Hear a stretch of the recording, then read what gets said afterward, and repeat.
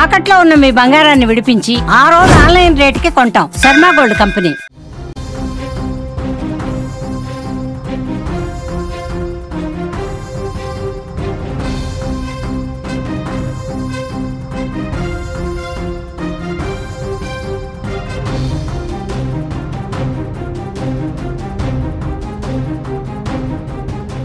Breaking news చూస్తున్నాం. కూకట్పల్లి బాలిక హత్య కేసు ఇంకా వీడలేదు. మిస్టరీగా మారింది 12 ఏళ్ల సహస్ర హత్య కేసు. ఆధునిక టెక్నాలజీ ఉన్నా ఇంకా దొరకలేదు హంతకుడు.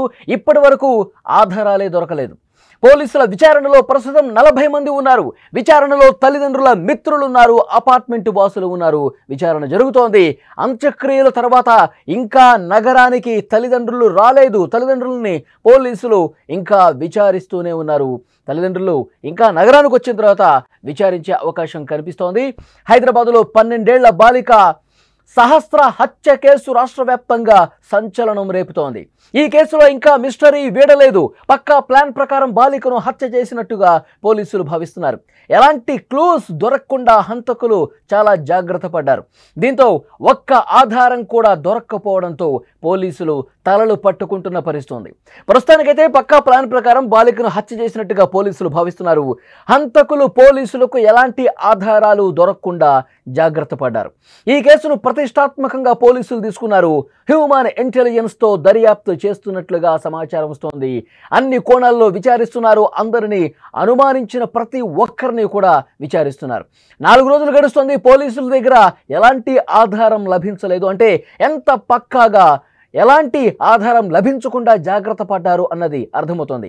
అపార్ట్మెంటు వాసులతో పాటు బాలిక తల్లిదండ్రులు, స్నేహితులు మొత్తం 40 మందిని విచారించిన సరైన ఆధారాలు ఇంకా లభ్యం కాలేదు.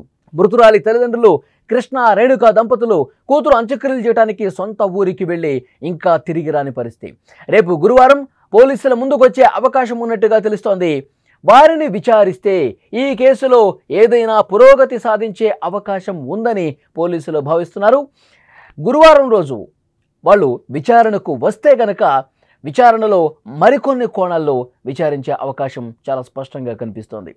కృష్ణ, రేణుక దంపతులకు శత్రువులు ఎవరున్నారన్న కోణంలో పోలీసులు దర్యాప్తు చేస్తున్నారు. కృష్ణ కుటుంబంపై ఎవరికైనా పగుందా, పగ తీర్చుకోవడానికే ఈ హత్య చేశారా, బాలికపై కక్షతో దారుణానికి ఒడిగట్టారా? ఈ విధంగా పోలీసులు ఆరా తీస్తున్నారు. కృష్ణ ఇంటికి ఎవరొచ్చారు, ఎందుకు వచ్చారు, అసలు చంపాల్సిన అవసరం ఎవరికి వచ్చింది, ఆ తర్వాత అపార్ట్మెంట్కి ఎవరు వచ్చి వెళ్ళారు, ఈ అన్ని విషయాలపై దర్యాప్తు చేస్తున్నారు. హంతకులు సీసీటీవీ, డాగ్ స్క్వాడ్కు దొరకకుండా చాలా జాగ్రత్త తీసుకున్నారని పోలీసులు భావిస్తున్నారు. ఈ కేసులో పురోగతి సాధించడానికి ప్రయత్నం చేస్తున్నారు. తీవ్రంగా పోలీసులు శ్రమిస్తున్న పరిస్థితి. పోస్ట్ మార్టం రిపోర్టు ప్రకారం బాలికను హంతకులు 21 సార్లు కత్తితో పొడిచారు. మెడ, గొంతు భాగంలో 14 సార్లు, పొట్ట భాగంలో 7 సార్లు పొడిచినట్టుగా రిపోర్టులో కనిపిస్తోంది. అధిక రక్తస్రావం కారణంగా బాలిక మరణించినట్లు వైద్యులు చెప్పారు. ఈ ఘటనతో పోలీసులు కూడా షాక్ అయిన పరిస్థితి. ఇంత క్రూరంగా నేరానికి పాల్పడటం వెనుక వ్యక్తిగత కక్షలు, పగలు ఉన్నాయని పోలీసులు అనుమానిస్తున్నారు. ఈ క్రమంలో క్షుద్ర పూజల కోణం కూడా ఉందా అని పోలీసులు దర్యాప్తు చేశారు.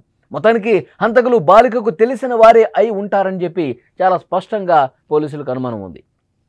ఎందుకంటే ఇంటి తలుపులు బలవంతంగా తెరిచినట్లు ఆనవాళ్లు లేవు. బాలిక ప్రతిఘటించినట్లు కూడా సంకేతం కనపడలా. పోలీసులు అన్ని కోణాల్లో దర్యాప్తు చేస్తున్నారు. ఈ కేసులో ఇంకెలాంటి విషయాలు బయటకు వస్తాయో వేచి చూడాల్సిన పరిస్థితి. దర్యాప్తు అయితే వేగంగా జరుగుతోంది. అన్ని కోణాల్లో కూడా ప్రతి ఒక్క అనుమానితులను కూడా పిలిచి విచారిస్తున్నారు. హత్య కేసు పోలీసులకు ఒక సవాలుగా మారిందని చెప్పాలి. చాలా స్పష్టంగా అర్థమవుతుంది. పోలీసుల విచారణకు సంబంధించి ఇంకా ఎలాంటి ఆధారం దొరకలేదు అంటే కనుక ఏ విధంగా హత్యకు ఆధారం దొరకకుండా జాగ్రత్త పడ్డారు అన్నది కూడా స్పష్టంగా అర్థమవుతుంది. అంటే ఒక పక్కా ప్లాన్ ప్రకారమే, అసలు ఏ ఆధారం దొరకకూడదు అనే ఉద్దేశంతో ముందుగా ఒక ప్లాన్ రూపొందించుకొని ఆ ప్లాన్ని ఇంప్లిమెంట్ చేసి ఈ విధంగా హత్య చేశారని కూడా పోలీసులు భావిస్తున్నారు. ఎందుకంటే ఆ అపార్ట్మెంట్కి సీసీ కెమెరాలు లేవు, ఎక్కడా కూడా రికార్డ్ అయినటువంటి పరిస్థితి లేదు. ఆ వీధి చివరన ఒక సీసీ కెమెరా ఉంది. ఆ కెమెరాలో మాత్రమే ఎవరు వచ్చారు, ఎవరు లోపల నుంచి బయటకు వెళ్ళారు అన్నదే రికార్డ్ అవుతుంది. కానీ క్లియర్గా ఇప్పటి వరకు ఉన్నటువంటి ఇన్ఫర్మేషన్ ప్రకారం పోలీసుల దగ్గర ఫలానా వ్యక్తే చంపాడు అన్నట్టుగా ఎక్కడ కూడా ఆధారం లభించని పరిస్థితుంది. పోలీసులు ఆ సెకండ్ ఫ్లోర్లో ఉన్నటువంటి సంజయ్ని విచారించారు కానీ ఆ సంజయ్యే చేశాడు అనటానికి ఎలాంటి ఆధారం కూడా లభించని పరిస్థితుంది. ఇంకా ఆ అపార్ట్మెంట్లో అద్దెకి ఎవరైతే ఉంటున్నారో వాళ్ళను కూడా పిలుస్తున్నారు, విచారిస్తున్నారు, కానీ ఎక్కడా కూడా ఆధారం లభించని పరిస్థితి కనిపిస్తోంది.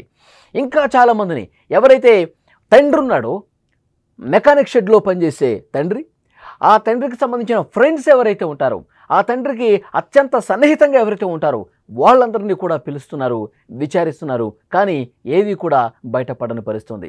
అలాగే తల్లి ఆసుపత్రిలో ల్యాబ్ టెక్నీషియన్గా పనిచేస్తుంది. ఆ ల్యాబ్ టెక్నీషియన్గా పనిచేస్తున్నటువంటి ఆసుపత్రిలో తల్లికి సన్నిహితంగా ఉన్న వాళ్ళు ఎవరైతే ఉన్నారో వాళ్ళని కూడా కొంతమందిని అనుమానించారు, విచారణకు విచారించారు, కానీ ఎక్కడా కూడా ఏ ఆధారం బయటపడ్డ పరిస్థితి లేదు. ఆ రోజు ఘటన జరిగిన సందర్భంగా పోలీసులు వచ్చినప్పుడు డాగ్ స్క్వాడ్తో బృందం వచ్చారు, డాగ్ స్క్వాడ్తో తనిఖీలు చేశారు, కానీ ఆ డాగ్ ఆ అపార్ట్మెంట్ చుట్టుపక్కల తిరిగింది తప్ప ఎంతో దూరం పోలేదు. అంటే హత్య చేసిన వాళ్ళు ఇక్కడి వాళ్ళే, ఈ అపార్ట్మెంట్కి దగ్గరగా ఉన్న వాళ్ళే, బయట వ్యక్తులు ఎక్కడి నుంచో వచ్చి హత్య చేయలేదు అనేది కూడా చాలా స్పష్టంగా పోలీసులు నమ్ముతున్నటువంటి పరిస్థితి. కానీ 4 రోజులు కావస్తుంది, ఇంకా ఎలాంటి క్లూ లభించకపోవటం మీద పోలీసులే కొంత షాక్ అవుతున్నటువంటి పరిస్థితి.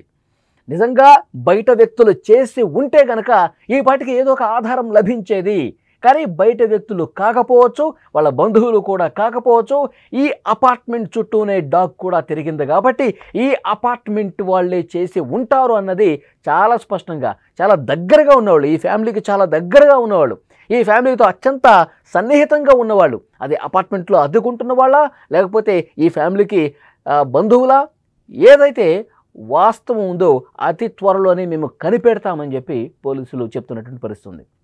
ఆ పాప అంత్యక్రియల కోసం ఊరికి తీసుకెళ్లారు, అంత్యక్రియలు పూర్తయిపోయాయి, కానీ ఇంకా విచారణకు రాలా. మరి బాధలో ఉన్నారా తల్లిదండ్రులు?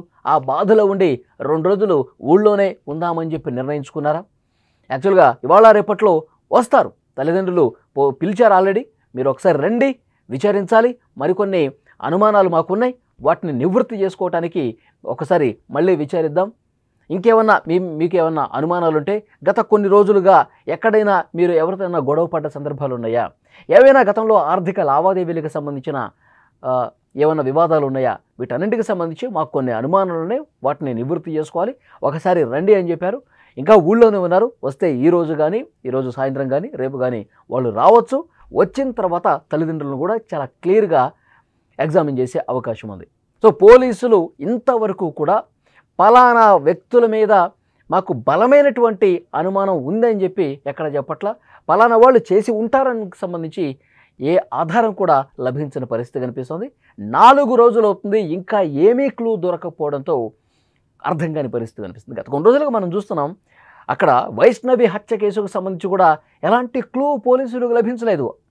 ఆంధ్రప్రదేశ్లో గండికోటలో, మరి ఇక్కడ ఈ కేసులో కూడా ఎలాంటి క్లూ లభించలేదని ఇక్కడ పోలీసులు కూడా చెప్తున్నారు. అంటే టెక్నాలజీకి దొరకకుండా, ఆధారాన్ని అసలు ఏమాత్రం లభించకుండా ఒక పక్క పథకం ప్రకారం, ప్లాన్ ప్రకారం హంతకులు తెలివి మీరిపోయారు, ఎక్కడా దొరకకుండా జాగ్రత్త పడుతున్నారన్నది ఈ కేసులను బట్టి చాలా స్పష్టంగా అర్థమవుతుంది. సో డెఫినెట్గా మరికొంతమందిని మరికొన్ని కోణాల్లో విచారిస్తే 1-2 రోజుల్లోనే మొత్తం బయటకు వచ్చే అవకాశం అయితే చాలా స్పష్టంగా అనిపిస్తుంది. మరి పోలీసులు విచారణ ఇంకా ఏ కోణాల్లో ఎంత బలంగా, ఎంత వేగంగా చేస్తారన్నది కూడా చూడాల్సిన అవసరం ఉంది.